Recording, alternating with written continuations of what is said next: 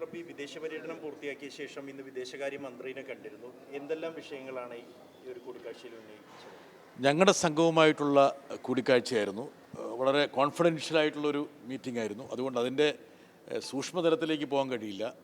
Japan, Singapore, Korea, Indonesia, Malaysia ഈ 5 രാജ്യങ്ങളിൽ ഞങ്ങൾക്കുണ്ടായ അനുഭവങ്ങൾ വളരെ ഫ്രാങ്കായിട്ട് പങ്കുവെക്കാൻ വേണ്ടിയിട്ടുള്ള ഒരു യോഗമായിരുന്നു. അദ്ദേഹം ഞങ്ങൾ പറഞ്ഞ ഓരോ കാര്യങ്ങളും കുറിച്ചെടുത്തു.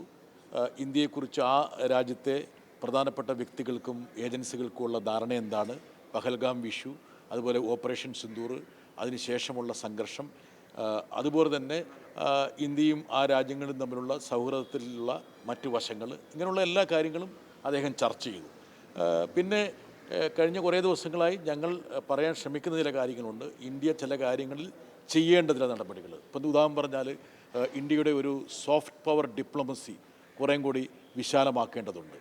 അതായത് കേവലപരമായിട്ടുള്ള പരമ്പരാഗത നയതന്ത്ര ചാനലിനപ്പുറത്ത് എക്സ്ചേഞ്ചസ്, മാധ്യമപ്രവർത്തകർക്കിടയിലുള്ള എക്സ്ചേഞ്ചസ്, അക്കാഡമിഷ്യൻസിടയിലുള്ള എക്സ്ചേഞ്ചസ്, സ്റ്റുഡൻസ് തമ്മിലുള്ള സംഭവങ്ങൾ, നമ്മുടെ കലാരൂപങ്ങളെ കൊണ്ടുവരുന്നത്, ICCR, അങ്ങനെ ആ ജനവിഭാഗങ്ങളുമായിട്ട് നല്ലൊരു ബന്ധം സ്ഥാപിക്കാൻ കഴിയുന്ന രീതിയിലുള്ള ഒരു പരമ്പരാഗതമായ നയതന്ത്രത്തിനപ്പുറത്തുള്ള ചാലുകൾ കൂടി വെട്ടിത്തെളിക്കേണ്ട ആവശ്യം. അതുപോലെ നരേഷനിലുള്ള ചില വൈകല്യങ്ങൾ, നാം പറഞ്ഞ അവിടെയൊക്കെ ഒരു പാശ്ചാത്യ മാധ്യമങ്ങളുടെ സ്വാധീനമുണ്ട്. അതിനെ ന്യൂട്രലൈസ് ചെയ്യാൻ കഴിയുന്ന രീതിയിൽ എങ്ങനെയായിരിക്കാം നമുക്ക് ചെയ്യാൻ കഴിയുന്നത്. അതുപോലെ ഇന്ത്യയും ആ രാജ്യങ്ങൾക്കും ഇടയിൽ പാർലമെൻ്ററി ഫ്രണ്ട്ഷിപ്പ് ഗ്രൂപ്പുകൾ, അത് വളരെ പ്രധാനപ്പെട്ടതാണ്. അപ്പോൾ ഞങ്ങൾക്ക് മനസ്സിലായ ഒരു കാര്യം എന്ന് വെച്ചാൽ പല രാജ്യങ്ങൾക്കും ഇന്ത്യയുമായിട്ട് പാർലമെൻ്ററി ഫ്രണ്ട്ഷിപ്പ് ഗ്രൂപ്പ് ഉണ്ടെങ്കിലും ഇന്ത്യക്ക് അങ്ങനെ അതിന് ബദലായിട്ട് ആ രാജ്യങ്ങളുമായിട്ടില്ല. അപ്പോൾ ഇങ്ങനെയുള്ള ഇത് കൂടാതെ ഞങ്ങൾക്ക് ഓരോ ആൾക്കും, ഈ സംഘത്തിലുള്ള ഓരോ വ്യക്തിക്കും തോന്നിയിട്ടുള്ള കാര്യങ്ങൾ അത് വളരെ സ്വതന്ത്രമായി സത്യസന്ധമായി പറയാനുള്ള വേദിയായിരുന്നു. പല കാര്യങ്ങളും ചിലപ്പം ഒരുപക്ഷെ എനിക്ക് ഇവിടെ പറയാൻ പറ്റില്ല, പക്ഷേ വളരെ ഫ്രൂട്ട്ഫുള്ളായിട്ടുള്ള ഒരു ഡിസ്കഷനായിരുന്നു. അദ്ദേഹം വളരെ കൃത്യതയോട് കൂടിയിട്ട് അത് കുറിച്ചെടുത്തു. അതുകൂടാതെ ഞങ്ങളുടെ ടീം ലീഡർ ഒരു റിപ്പോർട്ട് സമർപ്പിച്ചിട്ടുണ്ട്.